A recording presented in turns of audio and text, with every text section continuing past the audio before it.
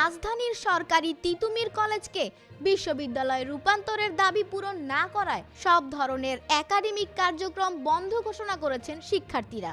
একই সঙ্গে মঙ্গলবার ১৯ নভেম্বর সকাল ১১টা থেকে বিকাল ৪টা পর্যন্ত মহাখালী অবরোধের কর্মসূচি ঘোষণা করেছেন তারা। সোমবার ১৮ নভেম্বর রাতে সংবাদ সম্মেলনে এই ঘোষণা দেন তারা। শিক্ষার্থীরা অনির্দিষ্টকালের জন্য কলেজ শাটডাউন কর্মসূচি দিয়ে সোমবার রাত ৯:৩০টার দিকে সড়ক ছেড়েছেন।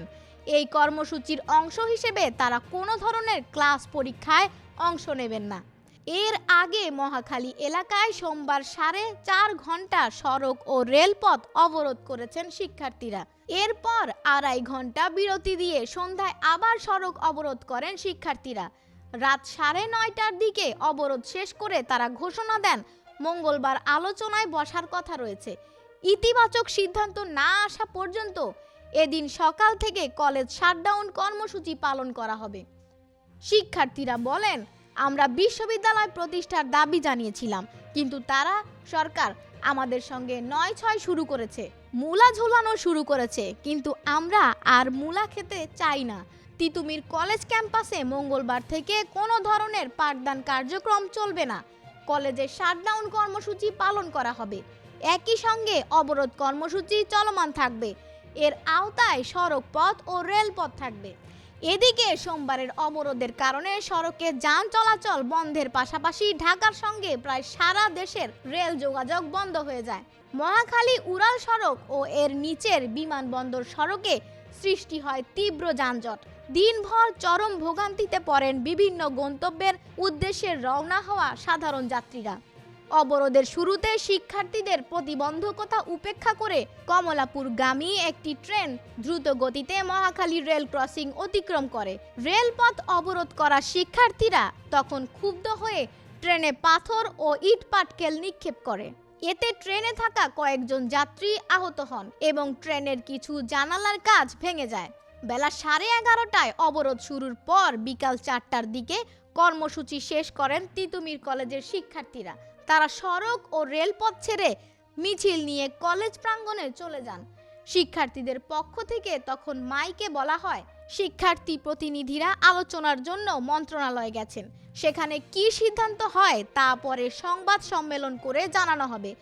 শিক্ষার্থীরা চলে যাওয়ার পর যানবাহন ও ট্রেন চলতে শুরু করে। সন্ধ্যা 6:30টার দিকে আবার তিতুমির কলেজের সামনের সড়কে অবস্থান নেন শিক্ষার্থীরা।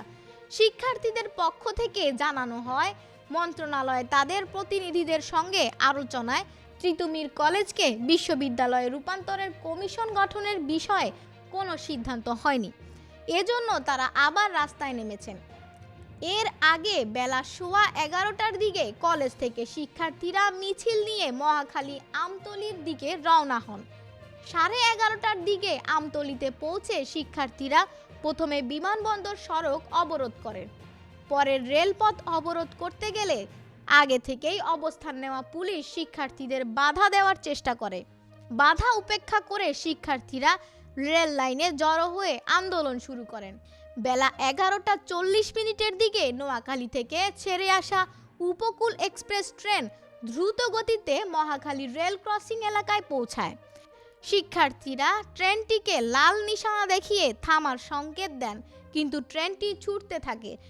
শিক্ষার্থীরা তখন রেল লাইন ছেড়ে সরে যান। ক্ষুব্ধ শিক্ষার্থীদের কেউ কেউ তখন চলন্ত ট্রেনে পাথর ও ইট পাটকেল নিক্ষেপ করেন। এতে ট্রেনের ভেতরে থাকা বেশ কিছু যাত্রী আহত হন। শিক্ষার্থীদের অবরোধে বনানী থেকে তেজগাঁও ও ফার্মগেট এবং মহাখালী থেকে গুলশান পর্যন্ত সড়কের উভয় পাশে যান চলাচল পুরোপুরি বন্ধ হয়ে যায়, তবে অ্যাম্বুলেন্সগুলো ছেড়ে দেওয়া হয়। দিনভর অবরোধ শেষে সন্ধ্যা 6:30টার দিকে আবার কলেজের সামনের সড়কে নামেন শিক্ষার্থীরা। এ সময় সড়কের উভয় পাশে যান চলাচল বন্ধ হয়ে যায়। তিতুমির কলেজের রাষ্ট্রবিজ্ঞান বিভাগের শিক্ষার্থী সাফায়াত শফিক জানান, শিক্ষা মন্ত্রণালয়ের 4 জন প্রতিনিধি শিক্ষার্থীদের সঙ্গে আলোচনায় বসবেন। এর পরিপ্রেক্ষিতে রাত 9:30টার দিকে অবরোধ কর্মসূচি স্থগিত করা হয়েছে। আলোচনায় ইতিবাচক সিদ্ধান্ত না আসা পর্যন্ত মঙ্গলবার সকাল থেকে কলেজ শাটডাউন কর্মসূচি পালন করা হবে। এই কর্মসূচির অংশ হিসেবে কলেজে কোনো ধরনের কার্যক্রম চলবে না। শিক্ষার্থীরা সকাল থেকে ক্যাম্পাসে অবস্থান করবেন। শিক্ষার্থীদের দাবিগুলো হলো: ১. ঢাকা বিশ্ববিদ্যালয়ের অধিভুক্ত বাতিল করে ৭ কলেজ থেকে তিতুমীর কলেজকে পৃথক আলাদা করতে হবে। ২. তিতুমীর কলেজকে বিশ্ববিদ্যালয়ে রূপান্তরের লক্ষ্যে কমিশন গঠন করতে হবে। এবং ৩. তিতুমীরকে একটি স্বতন্ত্র বিশ্ববিদ্যালয় বাস্তবায়নের রূপরেখা প্রণয়ন করতে হবে। সোমবার শিক্ষার্থীদের অবরোধের ফলে রাজধানীর ট্রাফিক ব্যবস্থা প্রায় ভেঙে পড়ে। সারাদিন রাজধানীর বিভিন্ন সড়কে তীব্র যানজট দেখা যায়। জরুরি কাজে ও চাকরির প্রয়োজনে যারা ঘর থেকে বের হন তারা হেনস্থার শিকার হন। অনেককে গন্তব্যে যেতে হাঁটতে দেখা যায়।